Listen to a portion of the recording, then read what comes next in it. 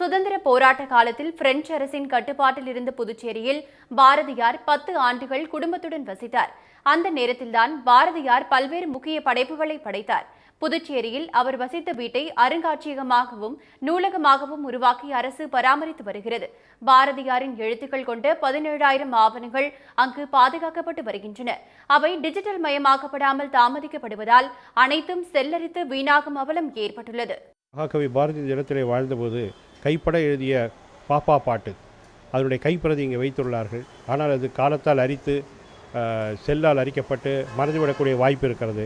கண்ணன் பாட்டு, குயில் பாட்டு போன்ற முக்கிய இலக்கிய பொக்கிஷங்களை கணினிமயமாக்கி இங்கே பாதுகாக்கப்பட வேண்டும். இன்னும் எத்தனையோ அவருடைய கைப்பட எழுதிய அந்த கடிதங்களை எல்லாம் இங்கே கொணர்ந்து கணினிமயமாக்கி அனைவரும் வருங்கால தலைமுறையினருக்கு, இளம் ஆர்வலருக்கு, ஆய்வாளர்களுக்கு பயன்படும் வகையில் செய்ய வேண்டும். புதுச்சேரியில் பாரதியார் வசித்த போது மக்களுக்கு விழிப்புணர்வு ஏற்படுத்தக்கூடிய பல கவிதைகளை எழுதினார்.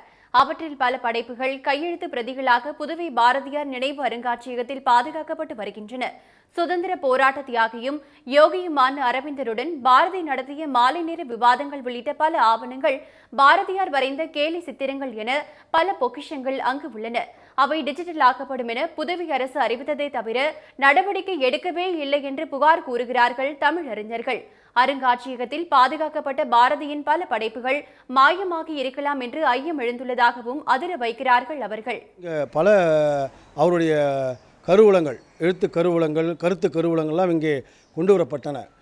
ஆனால் அண்மையிலே கிடைத்த தகவல்படி ஒரு வருத்தமான செய்தி என்னவென்றால், அவற்றிலே பெரும்பாலானவை இங்கே இல்லை என்று ஒரு கருத்து இருக்கிறது. அது குறித்து புதுச்சேரி மாநில அரசும் மாநில மாண்புமிகு முதலமைச்சர் அவர்களும் இதை ஆய்வு செய்ய வேண்டும்.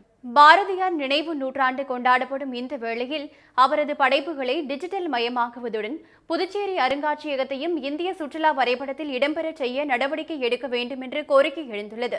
தமிழறிஞர் ஒருவரின் மகளான துணைநிலை ஆளுநர் திருமதி தமிழிசை சவுந்தரராஜன் பாரதியின் பெருமையை பேசும் பிரதமர் திரு மோடி தலைமையிலான மத்திய அரசிடம் பேசி டிஜிட்டல் பணிகளுக்கு நிதியை பெற நடவடிக்கை எடுக்க வேண்டும் என்று கோரும் புதுவை தமிழறிஞர்கள் இனியும் தாமதித்தால் இத்தனை காலம் போற்றி பராமரித்த மகாகவி பாரதியின் அரிய பொக்கிஷங்கள் அனைத்தும் வீணாகி போய்விடக்கூடும் என கவலை தெரிவித்துள்ளனர்.